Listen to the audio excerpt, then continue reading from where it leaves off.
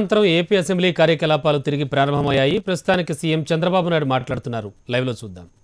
స్థాయిలో సదస్సులు, TV, radio ఛానళ్లు లేదా అంతర్జాలం ద్వారా సందేశాలను వ్యాప్తిపరచడం, పరిశుభ్ర జల ప్రాముఖ్యత, సంరక్షణ చర్యలు, పోటీల ఆధారంగా విద్యా విషయక ఈవెంట్లు మరియు అనేక కార్యక్రమాలు చేయమని ఒక పిలుపునిచ్చారు. 99 నుంచి వివిధ అనేక సంవత్సరాల్లో ఈ జలదినోత్సవాన్ని ఒక్కొక్క ఈవెంట్ తీసుకొని ప్రజల్లోకి తీసుకెళ్తున్నారు. ఫస్ట్ టైం 93లో నగరాల కోసం జలాలు, 94లో మన జల వనరులను సంరక్షణం ప్రతి ఒక్కరి బాధ్యత, 95లో మహిళా జలం, 96 దాహార్తి నగరాల కోసం జలం, 97 ప్రపంచ జలం సరిపడా ఉందా, 98 భూగర్భ జలం అదృశ్య వనరు, 99 ప్రతి ఒక్కరూ నదీ దిగువ ప్రవాహంలో జీవిస్తారు, 2021వ శతాబ్దం కోసం జలం, 2001 ఆరోగ్యం కోసం జలం, 2002 అభివృద్ధి కోసం జలం, 2003 భవిష్యత్తు కోసం జలం, 2004 విపత్తుల కోసం జలం, 2005 జీవితం కోసం జలం, 2006 జలం సంస్కృతి, 2007 జలం కొరతను అధిగమించడం, 2008 పారిశుద్ధ్యం, 2009 ట్రాన్స్ వాటర్స్, 2010 ఆరోగ్యకరమైన ప్రపంచానికి పరిశుభ్ర జలం, 2011 నగరాల కోసం జలం, పట్టణ సవాళ్లకు స్పందించడం, 12 జలం ఆహార భద్రత, 13 జలం సహకారం, 14 జలం ఇంధనం, 15 జలం సుస్థిర అభివృద్ధి, 16 జలం ఉద్యోగాలు.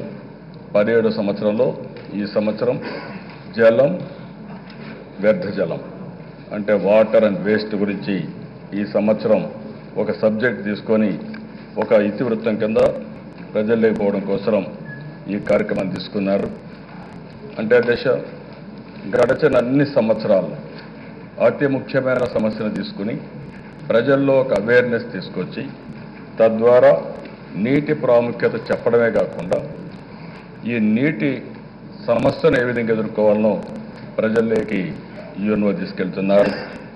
ఈ సంవత్సరం తీసుకున్న సబ్జెక్టులో మనం చూస్తే జనాభా పెరుగుదల, ముమ్మర పట్టణీకరణ, ఆర్థిక అభివృద్ధి కారణంగా వ్యర్థ జల ఉత్పత్తి పరిణామం మొత్తం మీద దాని యొక్క కాలుష్యం మోతాదు ప్రపంచవ్యాప్తంగా పెరుగుతూ ఉంది. వ్యర్థ జలం ఒక పెద్ద సమస్యగా తయారవుతూ ఉంది. దీనివల్ల చాలా వరకు పొల్యూషన్ రావడం, కంటామినేషన్ పెరగడం, అంతేకాకుండా ఈ నీళ్లు కూడా ఉపయోగపడకుండా నిరుపయోగంగా ఒక మాటలో చెప్పాలంటే నెగటివ్గా పనిచేసే పరిస్థితి వస్తూ ఉంది. అందుకే ఈ సంవత్సరం తీసుకున్నట్టు చూస్తే అనేక శుద్ధి ప్రక్రియలు, నిర్వహణ వ్యవస్థలు, వృద్ధి చెందుతున్న నగరాల్లో పెరుగుతున్న నీటి డిమాండ్ తీర్చడానికి, వ్యర్థ జలాన్ని వినియోగించడానికి వీలు కల్పిస్తుంది. దానిపైనే సుస్థిర వ్యవసాయం, ఇంధన ఉత్పత్తిని పెంచి పారిశ్రామిక అభివృద్ధికి మద్దతునిస్తుంది. ఇంకొక పక్క 2030 నాటికి 50% అదనంగా నీటి అవసరం పెరిగే అవకాశం ఉంది. ఏదైతే వేస్ట్ వాటర్ ఉందో ఈ వాటర్ని సరిగా ట్రీట్ చేస్తే తప్ప అనేక సమస్యలు వస్తాయనేది ప్రపంచం మొత్తం అందరూ కూడా చెప్తున్న విషయం. అయితే దీన్ని ఏ విధంగా ఉపయోగించుకోవాలి అనే దాంట్లో చాలా దేశాలు ఉన్నాయి. మన దేశం అయితే ఇంకా చాలా వెనుకబడిపోయే పరిస్థితికి వచ్చాం. ఈరోజు ప్రపంచం మొత్తం ఒకసారి చూస్తే అభివృద్ధి చెందుతున్న దేశాలు ఈరోజు ఇండస్ట్రీకి 4 నుంచి 12% వాడుతున్నారు. అదే ఐరోపా, ఉత్తర అమెరికా చూస్తే 50% వాడుతున్నారు.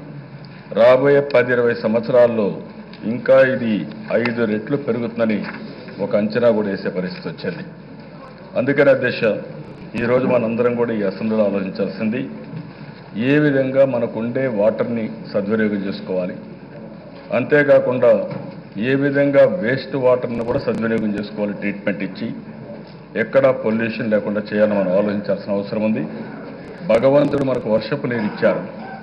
అయితే ఆ వర్షపు నీరుని భూగర్భ జలాలుగా మార్చుకోవడం కానీ అదే మాదిరిగా నీటిని సద్వినియోగం చేసుకోవడంలో మనం ఫెయిల్ అవుతున్నాం.